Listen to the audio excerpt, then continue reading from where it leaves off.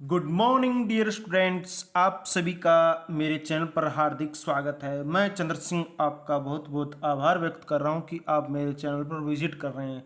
तो प्यारे विद्यार्थियों, कक्षा 7 के लिए व्हाट्सएप बेस्ट असेसमेंट यानी साप्ताहिक व्हाट्सएप क्विज है 12वें सप्ताह की, जो कल शनिवार को जारी हुई है और शुक्रवार तक आप इसे ऑनलाइन या ऑफलाइन हल कर सकते हैं। इसे आप जरूर हल करें, ये आपके लिए बहुत ही महत्वपूर्ण है, क्योंकि प्यारे बच्चों अगले दूसरे टेस्ट में हो सकता है इसमें से प्रश्न उठा लिए जाए, क्योंकि पिछले टेस्ट में पहले टेस्ट में भी प्रश्न क्विज से उठाए गए थे। प्यारे विद्यार्थियों, मैं आपको सॉल्यूशन बताना शुरू करता हूं। उससे पहले आप वीडियो को लाइक कर दीजिए, चैनल को सब्सक्राइब कर दीजिए और घंटे का निशान भी दबा दीजिए।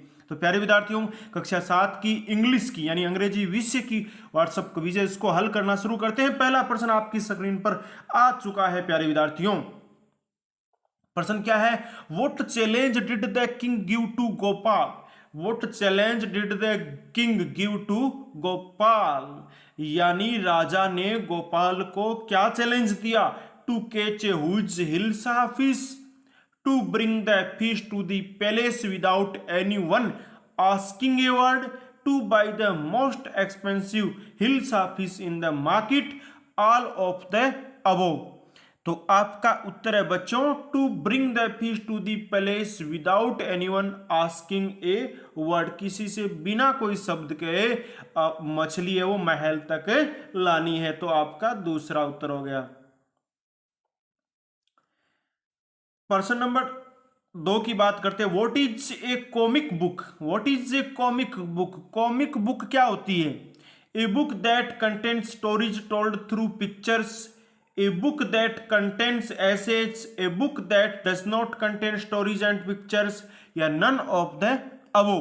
तो प्यारे विद्यार्थियों, व्हाट इज कॉमिक बुक है कि comic book is a book that contains stories told through pictures. तो आपका पहला ही उत्तर है, पहला ही उत्तर है। आगे बढ़ते हैं बच्चों अगले प्रश्न की तरफ। अगला प्रश्न देखिए, why was everyone talking about hilsa fish?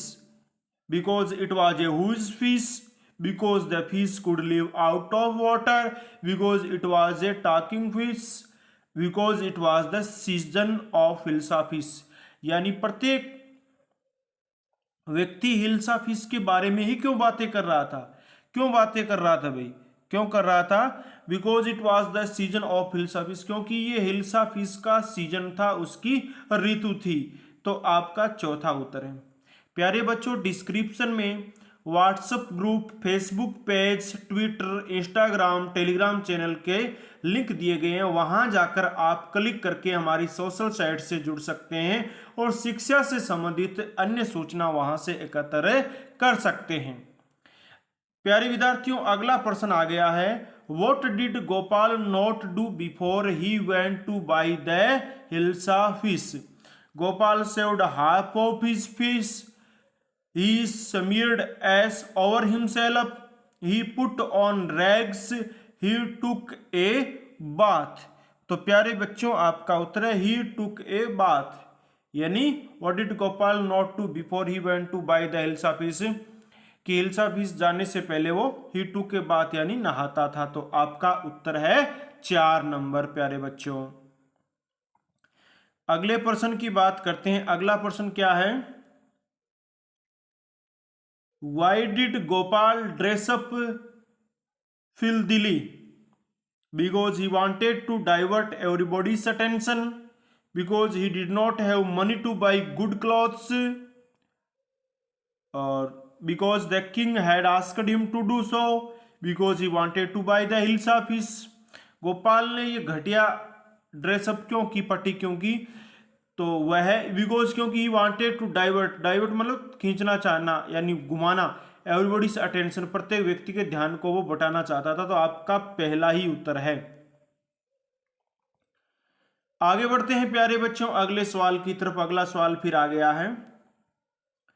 After reading the story what do you think about Gopal? अब आपके बारे में यह प्रश्न पूछा है कि कहानी के पढ़ने के बाद आप गोपाल के बारे में क्या सोचते हैं? ही वॉज वाइज, वह बुद्धिमान व्यक्ति है।